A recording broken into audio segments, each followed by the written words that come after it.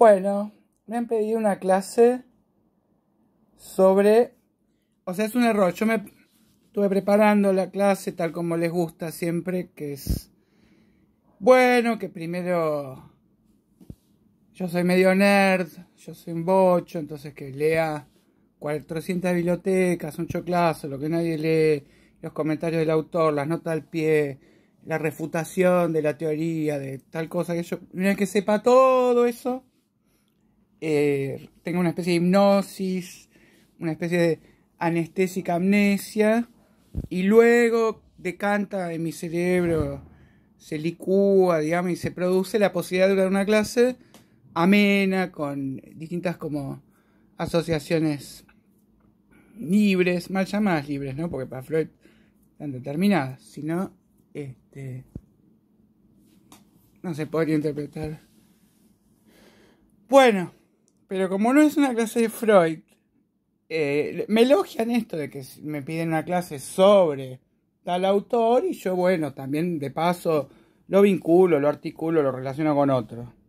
Eso me han dicho que es algo que gusta, que lo haga siempre. En el caso particular de esta clase voy a tener que hacerlo, corrí el riesgo de hacerlo únicamente, es decir, dado que es un autor que no es los que más frecuento, que no es los que yo más amo, y que estas clases no son tampoco... Bueno, vamos a hacer 4000 clases por mes y entonces podemos incluir autores para que la gente se entere de su biografía, sino que yo realmente como una especie de evangelista, militante, dije, tienen que conocer a Bernard Shaw, no pueden vivir sin conocer a Bernard Shaw, tienen que conocer a Oscar Wilde, tienen que conocer a Chester. Con Chesterton me ha pasado, o sea, Bernard Shaw al menos lo sintieron nombrar.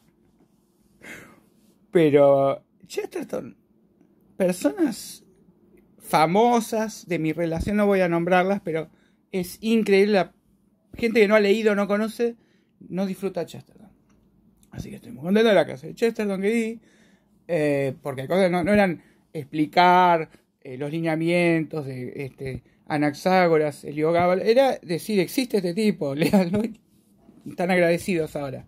Bueno, el caso que nos ocupa ahora no tiene que ver con un autor poco difundido, ¿no? Al contrario, porque decía demasiado difundido. Lo benefició la muerte joven. De manera que quizás ya sepan de quién estoy hablando. No hay tantos en el mundo de la literatura como en el mundo del rock. Por supuesto, John Lennon hubiera sido grande. De viejo también, Gardel también, Marilyn también. No es que por morir joven pasás a ser un genio, ¿no? Vamos a hablar entonces de un autor que se llama Federico García Lorca. Y me han pedido esto. Esto me lo pide una actriz que ha interpretado Voz de Sangre, que ha interpretado La Casa de Bernardo Alba, que ha interpretado Yerma. Y entonces ella quiere ahondar en el conocimiento de este autor.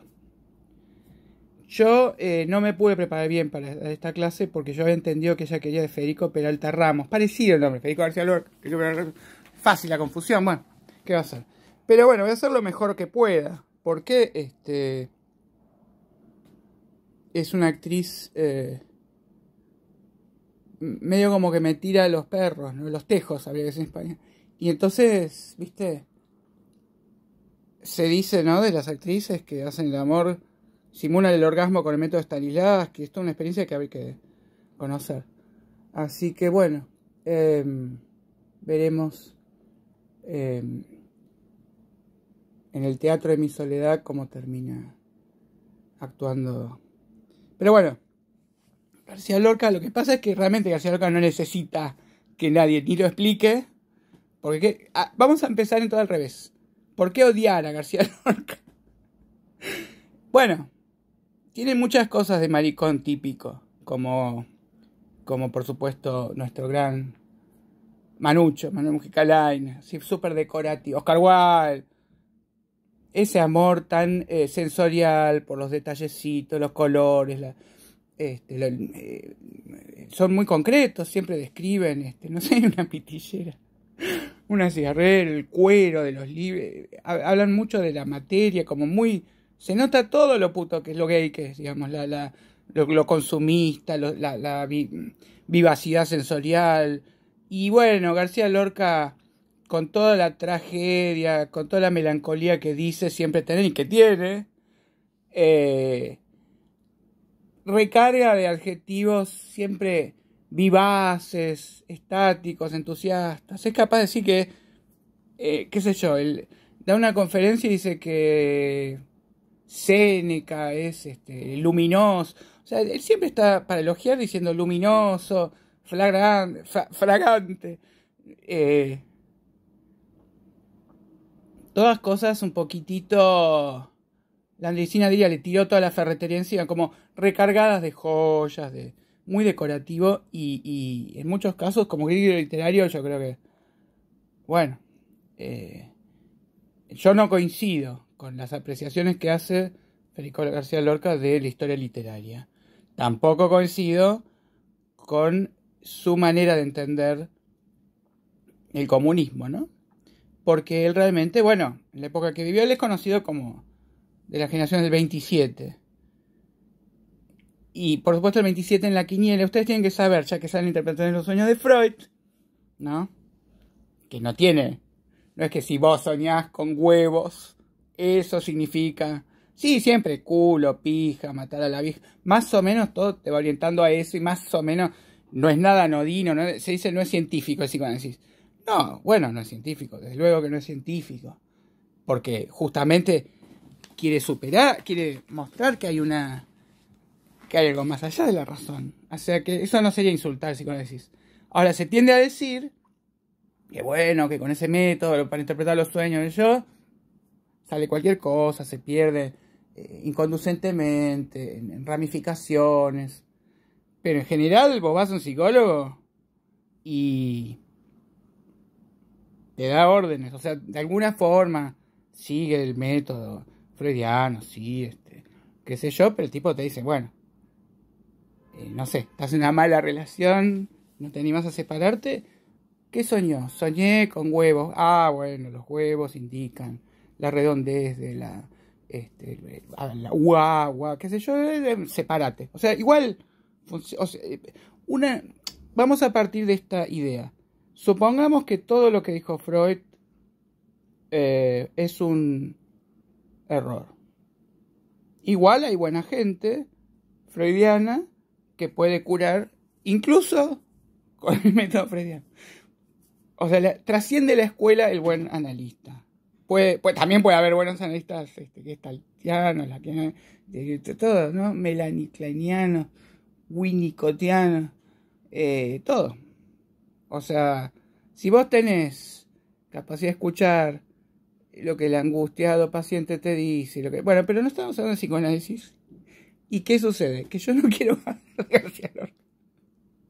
Porque ya se ha dicho todo. No puedo decir la clase original como les gusta de García Lorca, porque García Lorca se explica a sí mismo exuberantemente, mejor que nadie. No hay ningún crítico que tenga que explicar nada, analizar ninguna sutileza.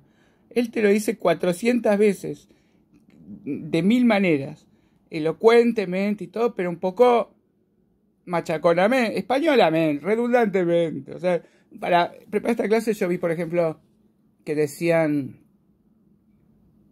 García Lorca es un hombre que pintando simplemente a su pueblillo, su villorrio, su terruño natal, al mismo tiempo alcanza a ser universal, porque los sentimientos no son nacionales.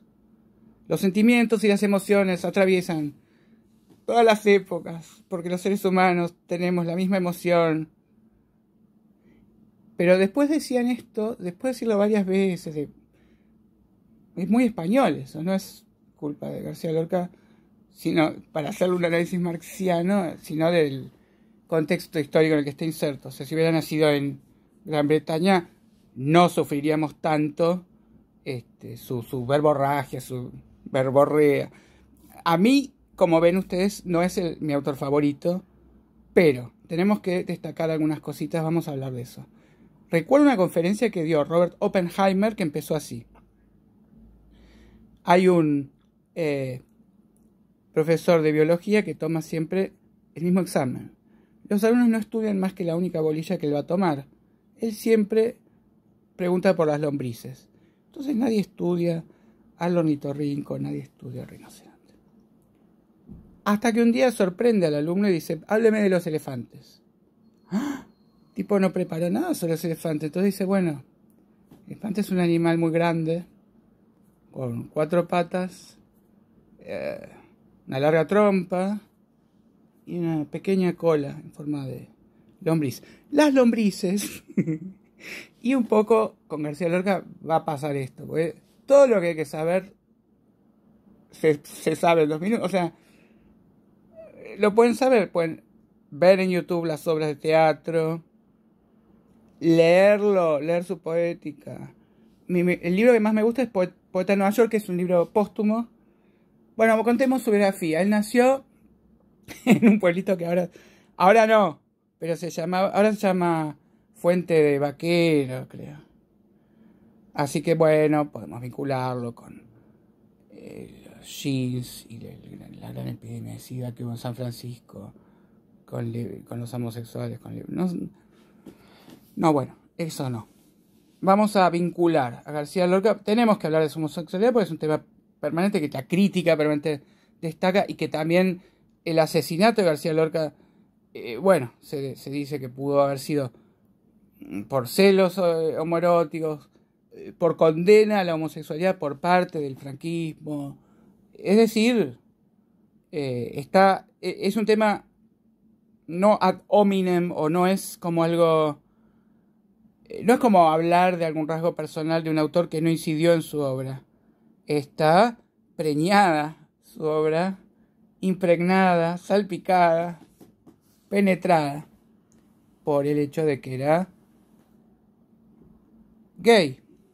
Y de que era bastante gay, muy gay. O sea, hay grados, según Kingsley, en su informe de la sexualidad. Todos lo somos. Yo, si voy preso, qué sé yo, en una isla desierta, bueno, todos tenemos como grados de homoerotismo potencial que se puede... Digamos, Chomsky no habla del dispositivo innato para la adquisición de la troles, pero todos en situaciones... Bueno, el caso de él, a lo que me refiero es que todo lo que puede tener de vanguardístico y todo no... digamos, alimenta el estereotipo del maricón clásico, absolutamente, promiscuo, enamorado de un heterosexual, todo lo típico, ¿no?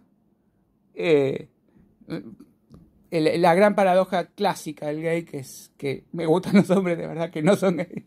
Bueno, todo eso. Pero bueno, vamos a empezar, ya que empezamos hablando de su nacimiento, y a todos los que les parezca asquerosa esa tendencia de García Lorca, el poeta tan exquisito, la ciudad donde él nació se llama Asquerosa. Ahora ya no se llama más así. Bueno, él es granadino, ¿no? Él es un poeta que en un momento llegó a decir, bueno, no voy a escribir más sobre gitanos, me van a encasillar, van a pensar que soy un boludo, que no sabe nada de literatura universal, que canta a su pueblito nada más. Listo, le valió la enemistad. Vamos a empezar por orden. De muy niño se destacó por su gran talento. No podemos negar que tiene un inmenso talento. Y lo que yo querría decir es, el elogio que tengo que hacer de García Lorca es por cómo podemos vislumbrar su talento si lo hubiera dedicado a escribir otras obras. Es decir, si no nos gustan sus obras, igual se advierte, se entrevé, se trasluce en conferencias, la vivacidad de su elocuencia, la versatilidad. Es decir, un dramaturgo tiene que poder ponerse en la piel de cada uno de los personajes y no solo darle digamos, argumentos a cada punto de vista, como es el teatro de ideas de Bernard Shaw. Tiene también que dar una respiración distinta, que darle una... Sí, es como, justamente en su promiscuidad se advierte la influenciabilidad. Y en ese sentido, el talento es un poco la capacidad versátil. Ahora es una categoría que hay, ser versátil, pero es la capacidad de poder, sí, darle voz a distintos moldes, distintas formas, distintos formatos, distintas organismos que respiran de distinta manera, con otro color de voz, con otro ritmo. Entonces, no se puede negar el inmenso talento de García Lorca. Y creo que es un caso extraño, porque uno no adivina en Sófocles otra posibilidad de hacer otras obras. Y en Shakespeare es una fuerza de la naturaleza. En Shakespeare no importa qué carajo nos esté contando. En Shakespeare la única diferencia grande que vemos es entre Macbeth y todas las demás obras. ¿Pero por qué? Porque se ha conservado de Macbeth la versión para los actores y de todas las demás la versión para los lectores, porque Shakespeare fue el primero en publicar como si fueran piezas literarias, bueno, son las obras de teatro, pero él hacía siempre dos versiones, una larga y más palabrera y de otra más vertiginosa para los actores. Porque los actores tenían que actuar no solo ante la reina, sino ante el público que va a ver Lucha de Osos. Para públicos muy brutos tenía que tener distintos niveles de lectura. Entonces Shakespeare tiene que poder llegar y conmover a la inteligencia más básica, más burda y más primitiva. Pero fuera de eso, es un caso bastante original lo que estamos diciendo, porque normalmente nosotros no extrapolamos. Sí pasa a veces que tenemos insólitamente la versión, no sé, supongamos Frank Sinatra canta de pronto una canción de Fito Páez, supongamos. Lo pongo como un ejemplo. Y de pronto esa canción de Fito Páez es bellísima para nosotros, porque es la voz de Frank Sinatra. Y ahí descubrimos que Frank Sinatra era la voz y no era solamente las canciones que cantaba Frank Sinatra. Bueno, yo creo que tenemos que ver claramente que García Lorca sí murió muy joven y tenía muchísimos años de creación más por vivir, pero aún si detestásemos las obras que en concreto terminó escribiendo, se vislumbra que podía haber hecho cualquier otra cosa, que tenía una, digamos, le dieron los dioses una luz como para, digamos, tener un registro, digamos que podía tocar todo el espectro de notas. Y bueno, más que nada se abocó. Podemos ver una enorme diferencia entre sus experimentos. Hay poemas, por ejemplo, poemas de poeta de Nueva York, porque él hace un viaje a Nueva York, justamente en el año 30, donde ve el crack de la bolsa. No la bolsita con Paco, me refiero al derrumbe económico que provocó la Gran Depresión. Él sufre la depresión pero bueno, estamos siendo nuevamente desordenados. Empecemos por su infancia. Es un niño prodigio. Hablando de niños prodigios, porque no quiero hablar de García Lorca, vamos a hablar ahora de Mozart y Michael Jackson y de Andrea del Boca. Vamos a vincular estos tres. No, bueno, no se puede, porque además tendríamos que hablar. En el caso de Mozart, que permaneció siendo un niño por culpa de esto toda su vida, buscando la aprobación del padre. En el caso de Andrea del Boca, no hubo una especie de fig que quedó infantilizada. Y en el caso de Michael Jackson, encima, digamos, de todo es pedófilo, así que mejor no meternos con eso, para poner negro sobre blanco. Vamos a olvidar a Michael Jackson y recuperar que estábamos diciendo que García Lorca, bueno, es como abanderado, es como un niño que se saca todo 10 en la escuela, tiene talento evidente, por más que su padre quiere que él sea abogado, el padre lo apoya también muchísimo y le publica los primeros libros él. Es muy exigente, muy riguroso, pero bueno, García Lorca no es un dato muy conocido, es un excelente dibujante, excelente. A mí me gustan más los dibujos que lo que escribió. Incluso un gran músico que componía, porque también era así arrebatado, era poseído por su talento. No era como, era un hombre de genio, digamos. Entonces, realmente, si bien dominaba su instrumento, y eso se ve por cómo pule cada palabra, no le cuesta llegar a esa palabra. O sea, no ha tenido que corregir. Le surge como agua de manantial, como por botones.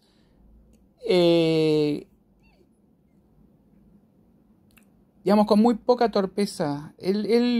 La primera palabra que se le ocurre está muy bien justificada, es muy sólida, aunque no rime, pero realmente es como si un ángel le soplara. Bueno, ha habido muchísimas metáforas de cómo es que escribe. También él tiene esta teoría del duende. Cuando él viene a Buenos Aires, él da una conferencia sobre la misión del artista, que tiene que estar conectado con su tierra, la responsabilidad. Él siempre es un moralista absoluto.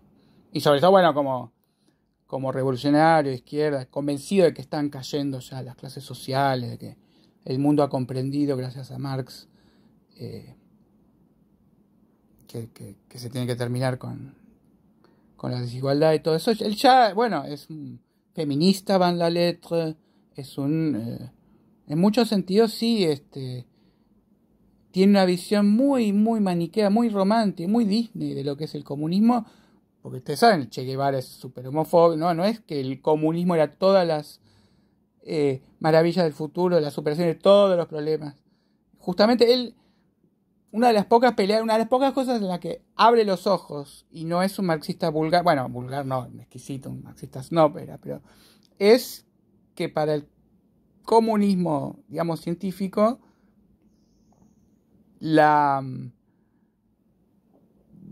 justicia la igualdad es material, o sea, el materialismo histórico, ¿no? Entonces, él insiste en que la cultura es más importante que el pan, el libro. Es más difícil a la gente que no accede a la cultura, que tiene necesidad de saber, o que ni siquiera sabe que tiene necesidad de disfrutar de los libros.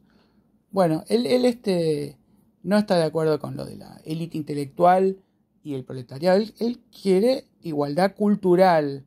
Y en ese sentido, tiene ideales muy admirables y ha sido muy elocuente, como lo ha sido para todos. O sea, el problema que tenemos con él es que él se pone a decir, supongamos, tiene una causa que nos puede parecer maravillosa, estamos de acuerdo, ¿no? Por ejemplo, qué sé yo, no hay que matar, no sé, a los jubilados.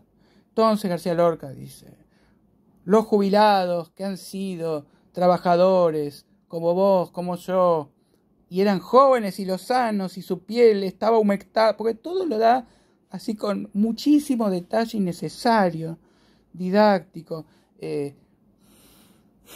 con ternura, desde luego, más que sensibilidad social, ternura social, con así también esta cosa tan español, tan carnal, digamos, tan, ¿cómo se diría? Lleno de... No es un frío nórdico, es bien mediterráneo, es italiano, parece muy, muy, muy... habla de todo el tiempo de cosas que apelan a nuestros sentidos. No es un frío intelectual. Entonces diría a los jubilados que han nacido además desde el vientre de una mujer, y la mujer con sus bellos labios, que son rojos, como es roja la bandera que ahora el mundo ha comprendido. Bueno, todo así. Puede pasar de un tema a otro con la misma capacidad de caracterizar y qué sé yo, pero después así, diciendo todo eso, pues podría, digamos, tranquilamente, es perfectamente imaginable García Lorca defendiendo a, no sé, la inteligencia artificial, o a Miriam Bregman, cualquier cosa podría defender. Entonces es lindo hacer ese ejercicio de extender su talento porque realmente era digno de mejor causa. Hay formatos de sus clásicas poéticas, imitativas, de El Cantejondo. Hay que ver la gran camaleónica, poliédrica capacidad que tenía verbal. Y bueno, él justo le toca, estábamos hablando que el 27 en la quiniela sí tiene un significado fijo y no es como Freud. Todos los números en la quiniela tienen significado fijo. Uno puede soñar, hay 99 cosas con las que uno puede soñar para la quiniela. Una de ellas es que un ser querido que ha muerto. Si esa persona te habla, es el 48, el muerto que habla. Y si no te habla, el 47. Si murió con una desgracia, una tragedia, el 17. Si se cayó en la bañadera, el 56, la caída. La sangre, está todo así, ¿no? Y de pronto hay unos números extrañísimos que dice el peine. El 27 es el peine. ¿Quién va a soñar con un peine? Bueno, por supuesto, un pelado podría soñar con un peine, con tener pelo, pero hasta que me explicaron que no es el peine. Lo que pasa es que no se puede poner en público. Hay señoras, hay niños que ven eso. Es el pene. Si es una mujer voluptuosa que está terminando su doctorado, pero necesita una pija, tiene que jugar el 27. Bueno, entonces, como es la pija el 27, para los oyentes mexicanos, que pija es tornillo, pero bueno, en inglés coger es to screw, ¿no? Atornillar. Nosotros somos más de martillar. Bueno, podemos asociar un poco a García Lorca con el 27 y la pija. Bueno, él conoce a los surrealistas. Es curioso las partes que a mí me parecen lamentables de esta clase. Deben ser otras que las que a ustedes les parecen lamentables. Conoce, bueno, enseguida es reconocido por los poetas de su época y es como apadrinado, apañado, fuertemente apoyado. Y de pronto conoce a Luis Buñuel y a Salvador Dalí. Y hacia Salvador Dalí siente una amistad tan profunda y una vinculación emocional tan inmensa que lo único que le faltó es volteárselo, y Dalí dijo que tuvo que permanentemente rechazar los avances sexuales de García Lorca y mantenerlo en la friendzone, digamos, porque él se resistía a su propia homosexualidad. O sea, que Dalí tuvo muchísimas veces cerca de ser el nuevo novio de García Lorca. Ahora, qué diferencia artística, ¿no? Como dice César Aira, cuando hay una imaginación muy frondosa, como la suya de César Aira, o la de Dalí, gracias al ácido lisérgico, después hay que ser muy realista en la descripción, porque no vamos a ser barrocos en la imaginación y barrocos en la expresión. Entonces es cierto que hay que ver los relojes derritiéndose, patas de insecto. Es verdad. En ese sentido, Dalí como artista es infinitamente más rico y admirable, digamos, que García Lorca, que su versión de surrealismo es rarísima, ¿no? Casi es la traición a las vanguardias del surrealismo. Él evidentemente tiene una mente, bueno, clásica. Clásica y apolínea, ¿no? No dionisíaca, para decirlo en términos nietzscheanos. Y sin embargo, bueno, le toca ser surrealista, como por sorteo, como las escuelas literarias vienen. Y el surrealismo que él hace es con canciones infantiles, y no deja de tener todo este dramatismo de telenovela y de culebrón mexicano, salvo que dice, murió mi hijo, y en vez de ser algo clásico, bueno, como soy surrealista, murió mi hijo, que era un oso, pero tenés todo el sentimentalismo de que murió tu hijo en algo que se pretende surrealista, donde el surrealismo en cambio busca el cortocircuito, busca apelar, es cierto que busca mostrar que hay algo más allá de la razón, y entonces chocar con la lógica y todo, pero al mismo tiempo no quiere que nos involucremos emocionalmente. El surrealismo busca justamente que podamos como ver lo onírico fríamente, constatar intelectualmente poner algo, dos elementos aparentemente inconexos, generar efectos de rareza, ¿no? Bueno, García Lorca no genera ningún efecto de rareza, todo nos arrastra en la ola de la emoción súper conocida, y realmente con machacón a fuerza, no es nunca sutil. Tiene teorías realmente raras. Considera que el verdadero padre de la Revolución Rusa es Dostoyevsky. Pero bueno, yo pienso que basta con comparar algunos de sus poemas tardíos con las conferencias que ha dictado, donde ha sido muy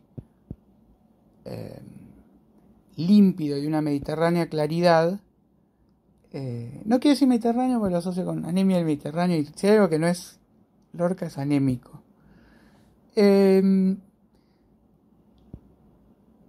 que justamente, si ustedes están anémicos, si ustedes no leen literatura, porque son gamers, o ven Netflix solamente, hace mucho que no agarran un libro, García Lorca es muy recomendable, porque es como un plato cargado con condimento, para alguien que venía sin comer, o comiendo vegano, al vapor, sin sal. Bueno, García Lorca nos recupera con todos los colores, todas las castañuelas, con el flamenco, tiene ensayos del flamenco,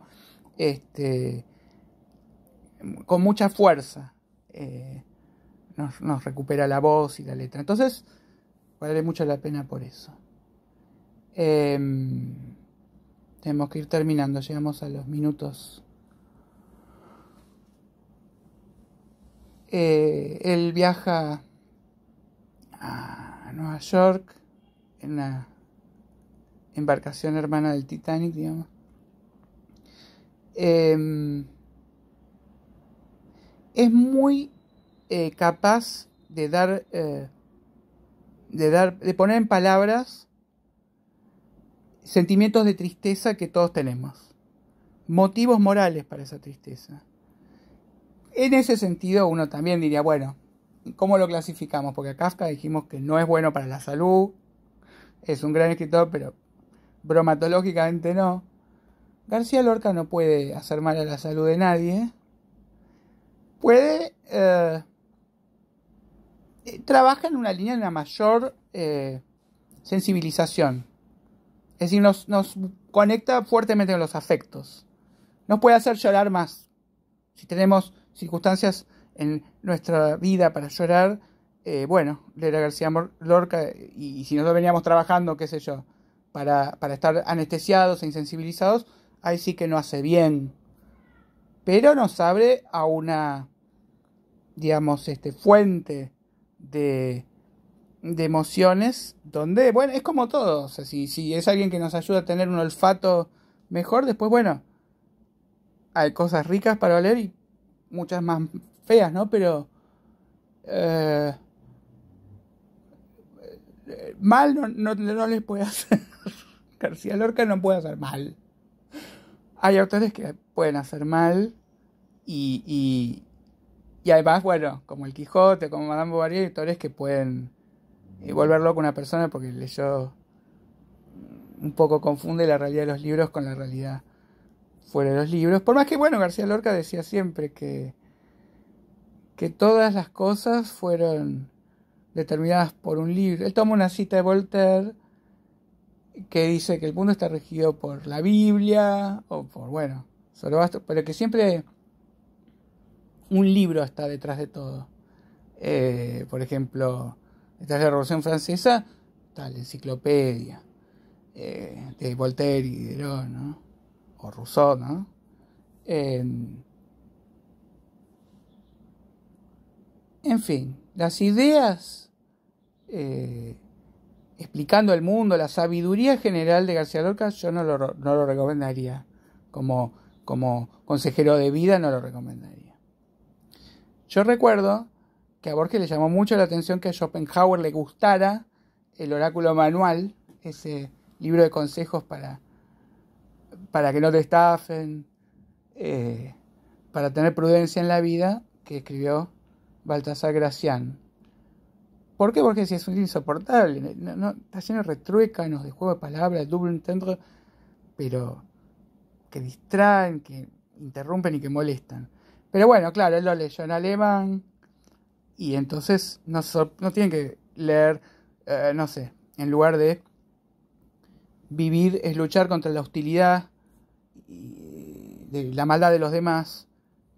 Está lleno de lobos que te quieren, si te ven débil, huelen la sangre los tiburones, se van a burlar de vos, hay mucha agresividad. No dice así, dice, la vida es milicia contra la malicia. Entonces, Borges, que siempre se distrae con las palabras. A Borges le molestan los juegos de palabras porque él de por sí solo presta atención a las palabras. El otro día vi un reportaje a Borges donde García pone, donde Casino Sassens le formula unas críticas bastante bravas. Y Borges sonriente elude y gambetea muy, muy hábilmente, porque supongamos que la crítica fuera, no sé, siempre hace ese mismo jueguito frío, abstracto, sin corazón, este viejo choto conservador, pero dicho con las mismas consonantes. Empezar a hablar con una consonante, igual que aliteración, que es una figura retórica que se usa mucho en inglés, de las consonantes. Bueno, en fin, Borges siempre estaba pendiente de las palabras. Vos le podés decir a Borges, se está incendiando la casa, y dice, sí, es verdad, ahora se dice la casa, antes se decía la vivienda. Como siempre se fijaba en las palabras, en la rima, en el orden sintáctico, mucho más que en el mensaje. Entonces es natural que le rompa las pelotas, que se lo gana a él.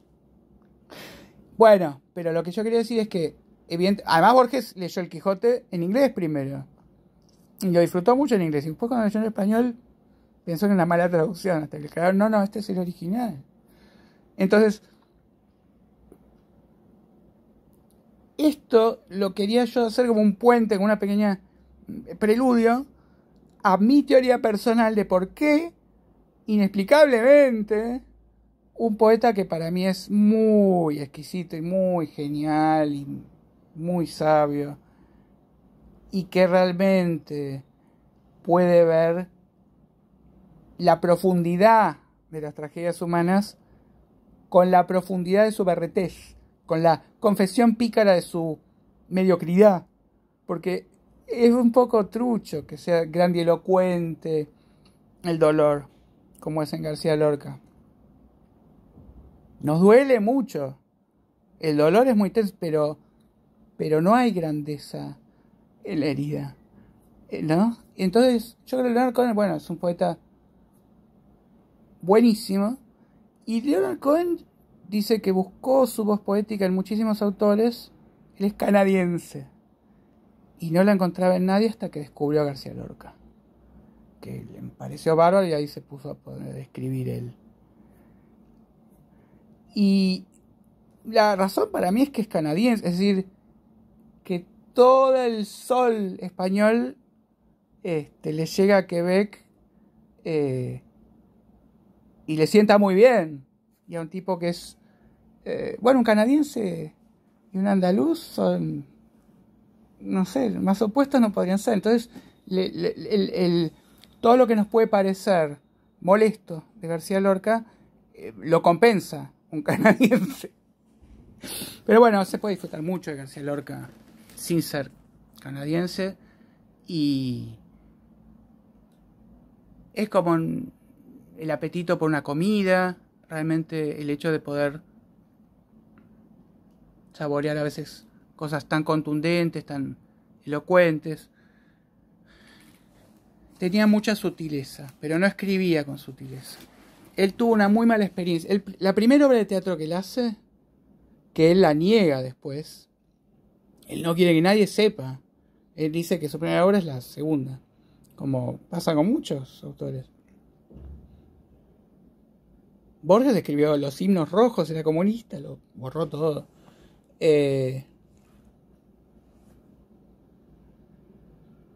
García Lorca escribió una obra de teatro que es un romance entre una cucaracha y una mariposa. Esa es su primera obra de teatro. Un poquito nos hace acordar a César Aira del Dante, bueno, nada que ver, pero